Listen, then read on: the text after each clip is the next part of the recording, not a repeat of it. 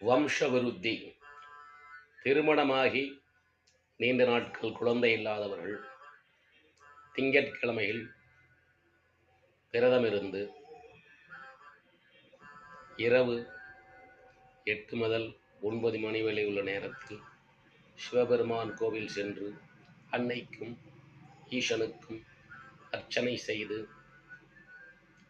நவக்கிரகத்தையும் அர்ச்சனை செய்து நவக்கிரகத்தில் உள்ள சந்திர பகவானுக்கும் அர்ச்சனை செய்து வாருங்கள். 21 வாரங்கள் இவ்வாறு செய்து வாருங்கள். கண்டிப்பாக உங்களுக்கு குழந்தை பாக்கியம் ஏற்படும் ஈசன் அருளால். நவக்கிரகங்களில் சந்திரனின் அமிர்தமே விந்துவாக வெளிப்படுகிறது.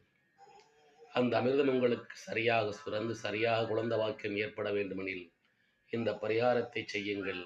எல்லாம் வல்ல ஈசனும் அம்பிகையின் அருளால் உங்கள் வாழ்வில் குழந்தை பாக்கியம் ஏற்படும். எல்லாம் வல்ல இறைவன் உங்களுக்கு அருளால்.